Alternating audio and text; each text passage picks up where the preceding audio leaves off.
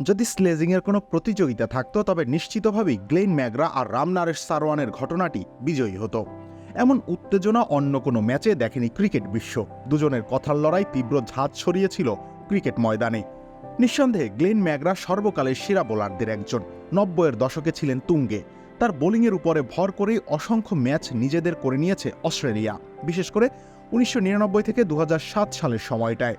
প্রতিপক্ষের কাছে শুধু ম্যাকগ্রার বলই ভয়ঙ্কর ছিল না, বরং ম্যাকগ্রার মুখের কথাও ভয় জাগাত প্রতিপক্ষের ব্যাটারদের মনে। 2003 সালের দিকে তাকালে লক্ষ্য করা যায় প্রতিপক্ষকে উস্কানি দেওয়াটা ম্যাকগ্রার অভ্যাসে পরিণত হয়। ওয়েস্ট ইন্ডিজের সফরকালীন অ্যান্টিগাতে ক্যারিবিয়ান রামনারেশ সারওয়ানকে বিরক্ত করতে থাকেন ম্যাকগ্রা।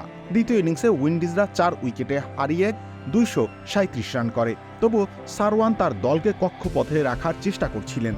উত্তেজনাপূর্ণ এই অবস্থায় সারওয়ানের কাছে যান ম্যাকগ্রা।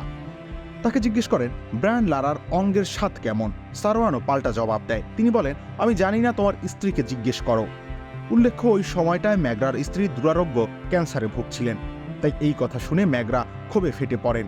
তেরে যান সারওয়ানের কাছে। তিনি বলেন, তুমি যদি আমার স্ত্রীর কথা আরেকবার উচ্চারণ করো তাহলে আমি তোমার জিহ্বা ছিঁড়ে ফেলব। রীতিমতো উত্তাপ ছড়িয়েছিল সেই ঘটনা, কেননা অসুস্থ স্ত্রী বেজায় স্পর্শকাতর এক বিষয় ছিল ম্যাকগ্রার জন্য। রবিউল ইসলাম রনি, খেলা ৭১।